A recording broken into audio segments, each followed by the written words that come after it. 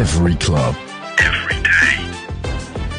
The Global Sports Podcast Network. What a start. Right, Forest Newcastle crossover pod on GSPN Daily. Michael's with me. Dude, how are you? Yeah, all good, mate. Thank you very much. How about you? Yeah, I'm good. I love the accent. How's things your end? Yeah, all very good. I mean, it's been one of those very dark days at this time, but, you know, we get through. We'll be the shining light and everyone's coming back from work listening to this. Yeah, 100%, exactly. And they'll hopefully listen to it on the way to the game at the weekend. And hopefully if they listen back to it on the way back from the game, hopefully it'll be relatively accurate as well. Do you know what I mean?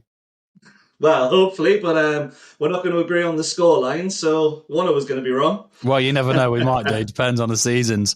Right, let's talk Newcastle. It's been a bit of an up and down season, to be fair. Started off Bournemouth and Southampton, same games as we did, same results. Yeah. And I thought, I mean, obviously we've gone on to have quite a good season, so it's kind of worked out all right for you in the end. But at first I was like, I think Newcastle can do better than that. And then obviously played you in the cup, kind of put our B team out, and you really struggled apart from the first 60 seconds where you scored straight away. It kind of set the tone for the first 10 games. And I kind of expected Newcastle to be one of the top 4 or 5 teams this season. I'm sure you did as well.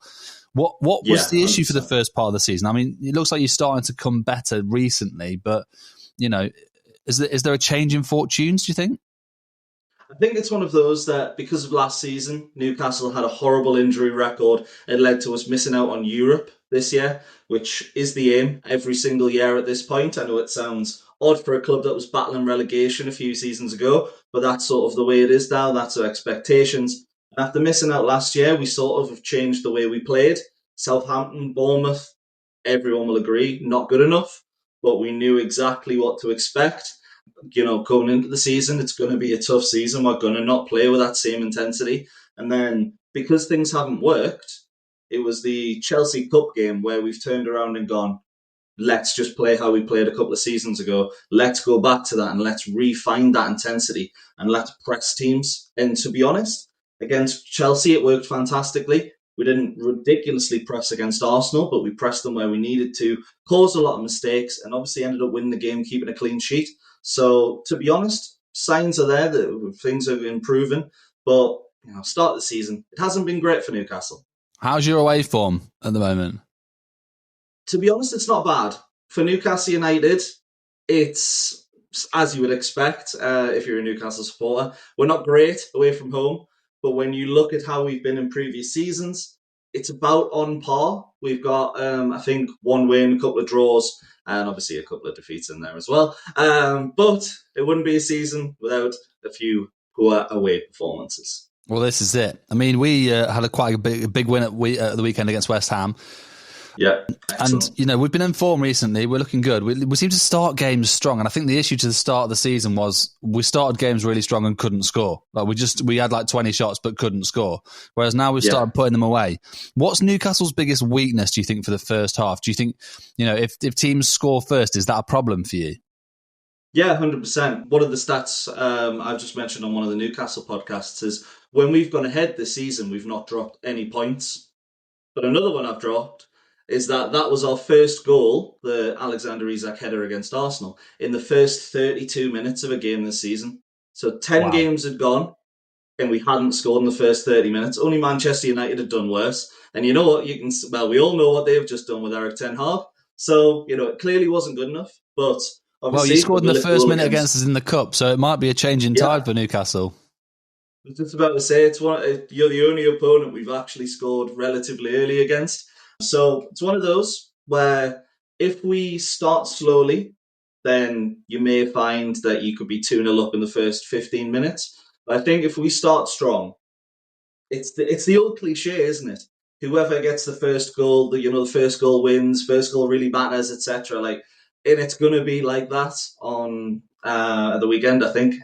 Yeah, well, I feel like for Forest, we've gone through a really bad phase of scoring first and then conceding within literally like minutes, like 2-3 minutes. Yeah. But obviously, the last 2-3 games, we did concede an equaliser against Leicester relatively equally. But there's been a few games recently. Palace, we held on. West Ham, we went on to win 3-0, looked good. So hopefully we can continue that if we do score first. But the one interesting thing, obviously, we want to talk about is Elliot Anderson. He's come to Forest from Newcastle, PSR. that whole debacle at the start of the season.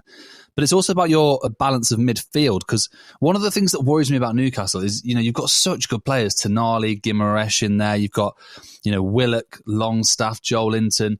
But then beyond that, you've got Miley maybe, but there's not really anyone else. Like, have you got the balance of midfield right? Is the depth deep enough, do you think? Yeah, I think the depth is deep enough. I think Guimaraes and Tonali are guilty of being a little bit too similar.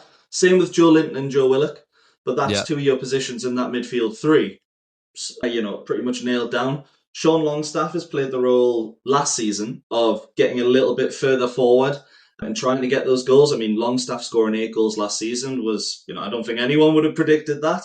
Well, yeah. And against Arsenal, we saw Joe Willock do that and effectively be a second striker, which is exactly the same as what it was 2 seasons ago when we finished 4th. So I think in regards to a mix and finding the right dynamic, we're getting there now. We're starting to understand it, but it's only been a couple of games that we've started to see it this season. If we play Bruno, Joe Linton and Tonali in that midfield three, there is a chance that we do struggle just because of the similarities there. But I think if we go with how we went against Arsenal, I think we'll start really strong. Yeah, could do, to be fair, because, Longstaff is a bit like Ryan Yates for us. He's a runner, isn't he? He's an engine room. He really cares about the club. He's through and through, academy boy. You've got some good players. Sven Botman injured at the minute. Big miss? Yeah, 100%. That defence, I know we've got, alongside Forest, to be fair, one of the best defensive records in the league this season, but we've completely changed the way we've played because Sven Botman's out. There's the reason we call him our Rolls-Royce defender. And that's just because when he's playing, we are so much better. We don't have to focus on defence. We don't have to worry about pacing behind Dan Burn, Fabian Schär, which tends to get us more often than not. But we actually can then focus on, midfield build-up, get the wingers involved, get your full-backs overlapping. You don't have to worry about a 2v3 counter-attack. But Sven Botman, when he comes back, I think you'll see a different Newcastle United. Do you miss Dan Burn at left back? I mean, Lewis Hall's been playing well, but do you miss that power that he brings? So I actually think you miss the predictability from teams. So there are certain teams that won't play out from the back. If they're going to hoof it forward, if you've got your left back at 6'7" or whatever Dan Burn is, it's not. He should never be a left back, should he? No. But that's one of the benefits of also when we had Botman in centre-back and Burn was there. So if Burn went forward, you had Botman there just able to clear everything up. Now, if you put Dan Burn at left-back, maybe Kelly would play there instead, or maybe Emil Kraft. But it was Jamal Lascelles, who unfortunately runs like he's carrying a double-decker bus on his back at times. Well, you bought him. He was from our academy. Yeah, him and Cardallo, double deal pretty much at the same time. Loved them both, but they've sort of, outlived their time here. I mean, Darlow's moved on, obviously. But Jamal, currently actually our captain. Great atmosphere, great guy to have around, but just not really the level of Newcastle right now. Yeah, fair. The final one I want to touch on, we mentioned it a bit before the podcast. Right wing, you've got Almiron, who, has had a few seasons of unbelievable quality, and Jacob Murphy as well, who seems to be kind of like Mr. Reliable almost in sorts. But neither of them really setting the world alight. And I looked at the lineup a few weeks ago, and I think it was Murphy, Isaac, and somebody else on the left. It wasn't Barnes or Gordon, can't remember who else. And I was like, it doesn't strike me as a Newcastle front three. Is the right wing a massive issue? And also, are you nervous about Isaac getting injured again? Because you've only got Wilson and he's also out at the minute. Yeah, I think that's the issue that we've had in recent games. Alexander Isak hasn't been fully fit, but he's been forced to play the full 90 minutes. Brighton, we were lacking that clinical edge, same with Everton. But I think, to go back to the question, right wing's a massive issue. We knew it in the summer. And then for some reason spent all summer going for Mark Guehi, centre-back, 70 million. If you have 70 million to spend, 35 million in one, 35 million in another. It's not exactly like we don't have the spots in the squad. It's a very thin squad. It is, yeah. So it would have made a lot more sense. But if Mark Guehi was who Eddie Howe wanted, we can't argue with that. And then with Isak, if Isak gets injured, it's effectively Newcastle's season over because Callum Wilson isn't going to start 10 games in a row. And then as much as William Osula has come in and looked okay in cameos, I think the Chelsea cameo in the Cup was probably the best he's looked for us. Other than that, it's been very quiet. Looked horrible against AFC Wimbledon, to be honest. So he's not going to be up to scratch, unfortunately. Yeah, well, he's still a young lad, and he's still a very young lad, 100%. kind of doing his training up, isn't he? There's a few good transfer things we can chat about in a second. We'll go to the ads first, and then we'll come back to transfers, including Mr. Elliot Anderson, Geordie himself. Do you have a story to tell that the world needs to hear? Have you struggled with reaching new audiences who are engaged with your story? It might be time for you. Let me tell you about the platform we use here at Global Sports Podcast Network.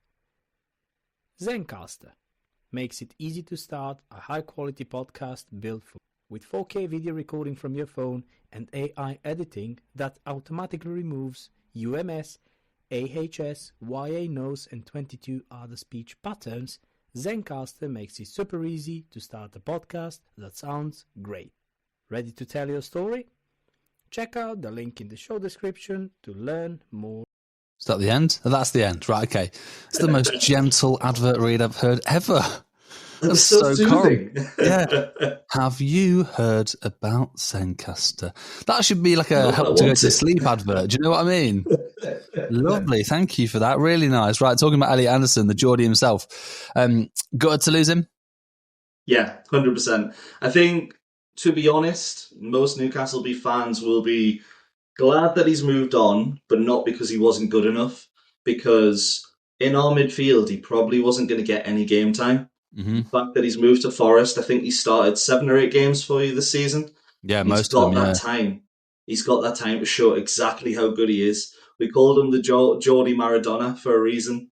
And it is a shame to lose him, but I think seeing how good he's been is sort of heartwarming a little bit. There's no negative feelings towards him at all for leaving, and we're actually quite glad to see him succeed.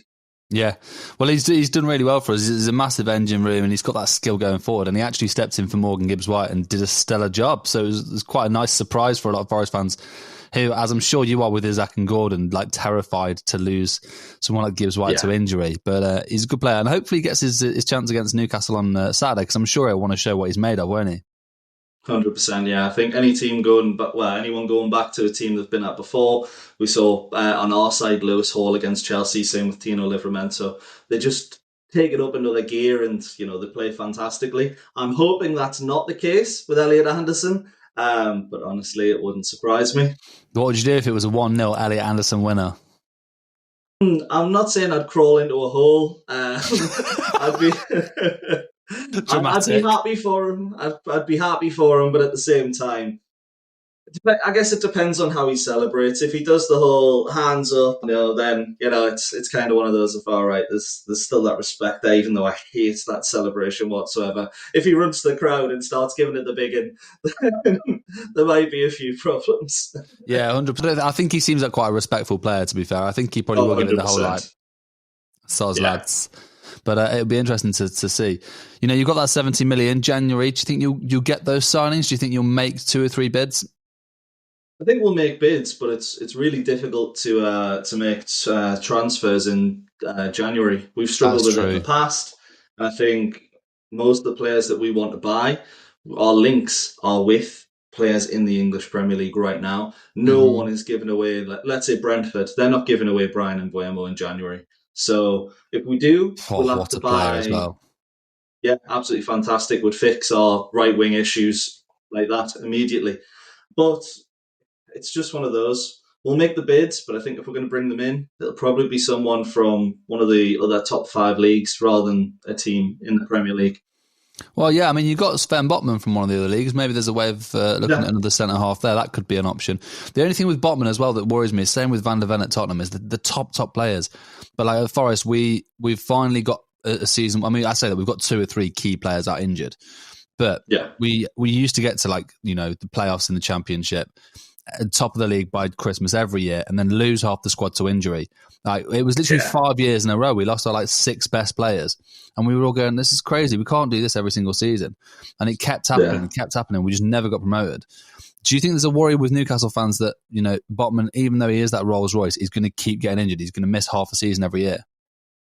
Yeah, I think maybe not so much with Sven Botman because it's one of those where he got injured and the injury he has now is the same injury. We just brought him back too early. But Oh, I fun. think the big issue with that is Alexander Isak because it's Yeah. been different injuries keeping him out for sustained periods. And there was a worry this season when he wasn't playing particularly well of right, has that injury, slowed him down as it gave him a yard less of pace, which when you see him play, he needs desperately. He'd be a fantastic player if he didn't have it still, but not world class, or even in regards to that level, if he didn't have that pace. And I think that's one thing we're worried about, potentially Gordon and Isak's injuries on that side. But I think Sven Botman, I think even with a few injuries, even if he does lose a yard of pace because of it, I think next season we'll see a full season with Sven Botman fit, unless there's a freak injury that no one expects. But Yeah. he can stay fit. Yeah, it'd be a good player to have back, wouldn't it? I mean, obviously you had Tonali back against Forest for the cup game, first game back. Yeah. Has he been a big addition back for you? To be honest, no. It's a big. It's harsh to say, but I don't think we've played any better because Tonali's been in the team. But I think you can see the glimpses of quality there. You can see the reason he was signed for such the high fee that he was. But I think you can train with a team for a year, 2 years, whatever it is. But if you're not playing competitive matches with them, you're not on the same wavelength. So you could just see the moments where Tonali's trying to play a pass over the top, brilliantly executed, but the player's not really made the run or they've not anticipated the pass. And I think it's one of those we can see that in 2 months, 3 months' time, he'll be starting for us and probably man of the match more often than not. Maybe slight exaggeration there. But it's just not really he hasn't hit the ground running for us, let's say that. Yeah, fair. We'll go to the second advert now because I want to do combined lineups and predictions next. And I think it's going to be quite difficult actually because on paper you'd think Newcastle would dominate a lot of the spots, but I think Forest have got a few that will sneak in there for sure. Yeah, you've got some fantastic players, and to be honest, it'll be interesting to see Matt Sells coming back as well. He was with us. Yeah. In fact, I was at university. That's how long ago it was. Yeah. So hopefully, I mean, by the looks of things, he's improved, but we'll get to an advert before we get to that. Let's do it. This podcast is part of the Global Sports Podcast Network, the only network bringing you exclusive daily news and views on your Premier League team, the Premier League, women's football, and fantasy football. A unique listening experience that puts fans first, bringing you the latest breaking news from your team. So subscribe wherever you get your podcasts and make us your first listen every day. Global Sports Podcast Network, every club, every day. The first one was way better. I might just leave now. We don't get a combined 11.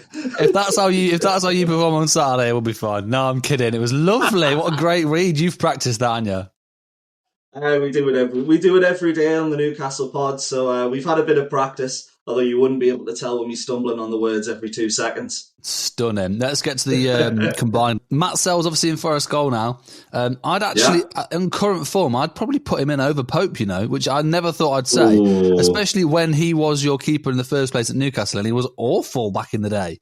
But he's been unbelievable for Forest. Mate, he is class at the minute. Yeah, I've seen a few games, and to be honest, you can really see the improvement's been there. When he was at Newcastle, I think he was 22, 23, something like that, and he looked lost. But we're comparing him to what I would say is the best shot stopper in the league, in my opinion.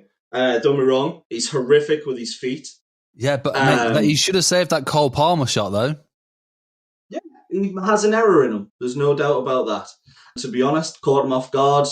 Start of the second half, maybe he wasn't concentrating as well as what he should, but he's won us so many games pretty much single-handedly.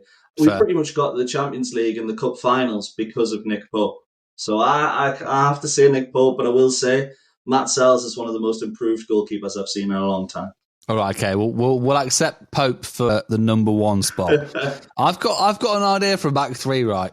And it's hard because, do you know what? Honestly, on current form, I wouldn't drop any of the back four, not even for Man City's back four.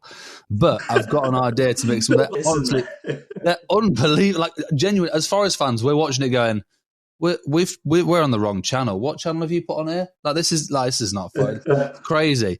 I'd keep the two centre-halves, Murillo and Milenkovic, because they're outrageous. I don't want to jinx it now, to be fair, because they'll be terrible against Newcastle. But I'd keep those two. And as much as, oh God, I feel so bad for dropping him, but he is on loan. Alex Moreno at left back's been so good, and he is. I think Lewis Hall's got that. But see, I'd put Dan Burn at left back, mate.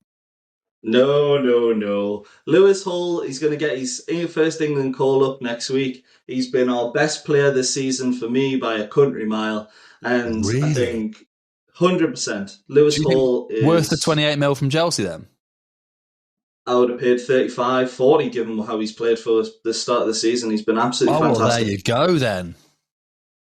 100%. Now, I could give you the two centre-backs. I would say maybe Fabian Schär has an argument in there, but to be honest, if we're basing it off this season, Fabian Schär's had one of the stupidest red cards I've seen, so I'm happy to give the two centre-backs over Fabian Schär and Dan Burn. Do you know what? On the red card situation, he's an ex-Forest player, Brereton Diaz, and he's come back and wound the Forest fans up, so I'm not a big fan of him at the minute, but my thoughts are this, and we don't condone any sort of violence at the GSPN, podcast network, or as Forest or Newcastle fans. However, if you are going to get sent off for some sort of headbutt or whatever, then nut him. If you're going to get sent off for it, just absolutely wallop him. Get sent off for a reason. Don't get sent off for tickling the forehead. Do you know what I mean? What's the point? Hey, you're spot on. If you're going to do it properly. 100%. Right, so who's right back then? Right back, so you have Olaina, is that correct? Yeah. Against Livramento, though. Oof. Yeah. So Tino, I would back against most right backs in the league, but I know Olaina's been really good this season, and I'm trying not to be biased. Do you know what? As I've got both the I'll go Olaina. All right, fine. Okay, so it's currently Lewis Hall, Morello, Milenkovic, and Olaina. My worry is that's going to end up as your back four next season, and we'll have to sign a load of new players. Right. Midfield, this is going to be good because I kind of want to put Anderson in, No, he'd be our sixth choice, and you can't put our sixth choice in the front, in the main three. I think Bruno's got to go in, hasn't he? Yeah. I think we even said in the Arsenal crossover that Bruno makes it into almost any Premier League side, maybe except Man City when they've got Rodri and Kevin De Bruyne fit. You say that, but I think Bruno will end up at Man City, mate, because I think De Bruyne has passed it now, and Rodri's out for so long that you saw last night at Sporting they lost 4-1. Yeah, they were dreadful. To be honest, it wouldn't surprise me if he ends up at City. But it's going to cost them a fortune to get him. And this is the thing, they're not going to afford him now. Yeah, that fortune is probably going to be for us what Douglas Luiz, should I say, has been for Villa, where, they've been able to rebuild and actually build on last season because of that sale. I'll hate to see Bruno go, but in the meantime, I'm just enjoying him having him as our captain. The only worry I've got, because of PSR in the Premier League, my worry is that everyone's going to get bought by teams abroad and we'll lose the quality of the Premier League again. Yeah, as a Newcastle fan, I probably can't comment. But we've only seen quality since we got rid of our English parasite in Mike Ashley, should I say. I forgot about Mike Ashley. God, I've removed that as well. Yeah, so to be honest, and this is a note for most of the Newcastle fans as well, we would have probably taken anyone. We've gotten lucky that we've got someone with lots of money behind coming forward, but genuinely, we probably would have taken. I'm trying to think of someone even worse. I wouldn't say the people who were at Bury, obviously, but the Venkies. I would have took the Venkies. Yeah, true. It's a big point, to be fair. But, you've got a good owner. You've got an owner with money. Right, at the minute. Yes. He's doing some stuff. Staveley's gone now as well. It's kind of all, the boardroom seems a bit weird at the minute. Yeah, it's one of those where we've obviously lost Dan Ashworth to Man United. Paul Mitchell's come in. There's obviously rumours that him and Howe don't get on. Obviously, everything's a drama up here in the Northeast, which, some people love, some people hate. And then there's obviously the news that Staveley could be buying Tottenham Hotspur, or having a major say in who buys Tottenham Hotspur, which then could lead to, the Saudis maybe having other interests than in Newcastle. I think Eddie Howe said something in a press conference, actually, where basically he didn't blame a poor start of the season on it, but he said the disruptions that we've seen in the early start of the season really haven't helped the matters on the pitch or off the pitch for Newcastle. And I think now it's starting to calm down. There's no surprise that results are picking up as well. Yeah, 100%. Yeah, and I like Newcastle as a team. I've always been a fan. I've always wanted them to be in the Champions League, and when they finally got into it a few years ago, I was one of the fewest people that was like one of the few people that weren't surprised. I'm like, look at the size of the ground, the fan base. People were saying if you go to Newcastle on like a random Tuesday, the entire city is wearing black and white because that's literally people's wardrobe is the kit. You go to no other city and see it. Like the Northeast really is football hard mad. Like they love it. Yeah, 100%. I think it's one of those where it can be a little embarrassing. Sometimes when you see people that look like they haven't showered in the ring kit, but a lot of the time you see people like it's your average everyday person, and they're just proud to wear the colours, which not exactly colourful, but it's the pride that comes with supporting any football club, I'd like to say, not just Newcastle. Yeah, exactly. And it's an amazing place to be. The new bar section you've got as well looks phenomenal with all those little restaurants. Yeah. Wings, etc. Yeah. I mean, it's going to cost you a fortune to get up there. You'd have to be a Saudi prince probably. But it's fine. That looks good. Yeah, for the few that get to experience it, for sure. Let's go through the rest of the lineup before we end up like spending it all week. Well, the game will go past and we'll still be chatting. This is great. By the way, we won 3-1, by the way. It happened last week. Do you know what I mean? Imagine. Chris Wood got another hat-trick. Yeah. Oh, no, what a shame. We've got, I'd say, so Guimaraes and Gibbs-White, probably the obvious ones. Who's the third space? Right, it's going to sound horrible. But for me, I'm going to say Joe Linton. Yeah, I could see Joe Linton. I think Joe Linton's looking good in midfield. Would you prefer him to Willock, though? Yeah. Or is so Willock's too probably going to play is Joe Willock and Joe Linton rotating in a little pivot on the left wing and centre mid. Yeah. But for the way, if we're doing a combined 11 and not taking Newcastle's tactics into consideration, just as flat as their position, I would say Joe Linton's probably, for me, one of the best box-to-box midfielders in the league. He's got a temperament which is absolutely horrific at times. Clothesline against the goalkeeper in Bournemouth as an example of that. But I think when Joe Linton's on form, I don't think there's many players better than him in that centre midfield role. So I'd have to go Bruno and Joe Linton alongside Gibbs-White. Fair enough. I mean, that's some midfield. That, to be fair, we were saying at the start of the season, if I could predict Gibbs-White to go anywhere, I could see him smashing it in Newcastle.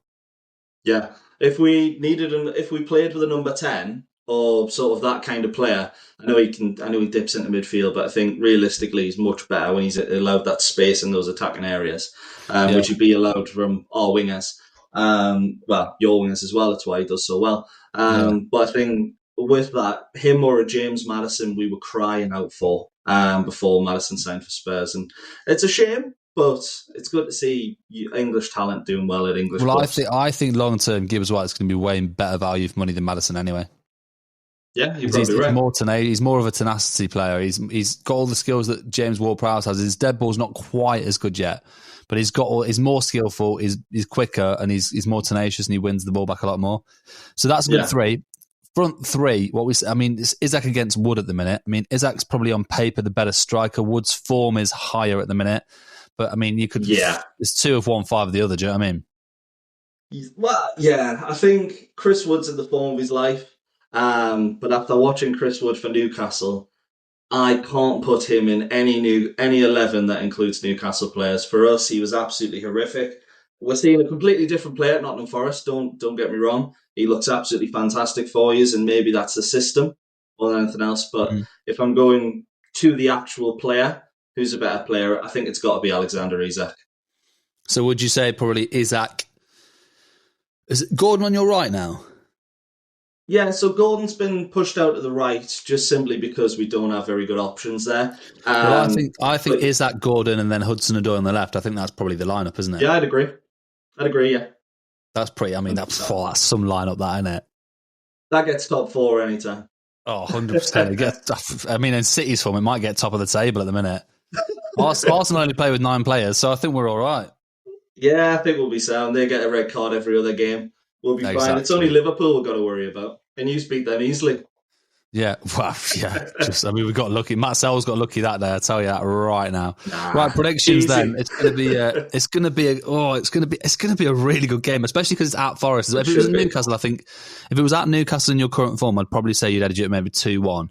But I think at the City ground, anything could happen. To be fair, what are your thoughts? Yeah, I think we've got a really good record at the City ground in the Premier League. I think, in fact, there's a stat here that the Forest ground is actually Newcastle's best ground. We've never lost there in the Premier League. We did in the Championship, we have in Cups, but in the Premier League, we've played 6 games, won all 6, or I believe we've not lost, should I say. I know that much. And I think it's one of those where I'm looking at it now and I'm going, this is the one where we might lose. I think this is the one where we could struggle. But after the game against Arsenal, I'm confident. So I'm going to say 2-1 Newcastle. Yeah, so I usually have a sixth sense about these things. Like I had a sixth sense last season. I was like, I don't know, with the Chelsea game away, I've got a feeling that we might just edge this. We might win it, and we won 1-0. And this year I had the same thing. Like Liverpool won all the games, and I was like, maybe there's one game coming up where Slot just gets it tactically wrong. Can't figure it out. And that was Forest, and we won 1-0. And I was like, I had that feeling. And Forest have done really well recently, but we've given away a lot of goals and ended up with draws a lot. And I feel like, because Newcastle are coming back into form as well, I feel like it's one of them where we might start strong and then give away a dodgy goal and be under the cosh for the rest of it. So I could see a 1-1. I could see a 1-1, to be fair. Yeah, I definitely wouldn't be unhappy with a draw. I think you're the informed team in the league really at the moment. I think, you are in third for, it's for a good reason. It's not because teams are underestimating you or disrespecting you. You're there on merit. I think, we got that when we finished 4th. People are just underestimating them. No, you're playing really well. And to be honest, I think this will be a good test of sort of where you are, because Liverpool, everyone ups their game for. But at home to Newcastle, it's a really tough fixture. But you're not sitting there going, oh, well, we've got to play brilliantly because we're against Newcastle. So I think it'll be one of the best tests of where Forest are at the moment. And it'll be a really good test of, whether or not Newcastle have improved, or if we just went, we're playing Chelsea and Arsenal, we need to be up for it. So we've got poor away form, really. Well, we've got history of being poor away. The Forest ground's one we're usually quite good at. So a draw does make sense, but I'm gonna stick with 2-1. All right, fair. I mean, 2-1 either way is going to be. I think it's going to be a good game. I always say at the end of every podcast, I'd love it to be like 4-3. Yeah. What a wild 90 minutes that'd be. But yeah, I think it'll be good. Dude, thank you so much for joining us, and hopefully we'll see you for the reverse leg at St James's. What a game that's going to be as well. We'll see you then. Legend.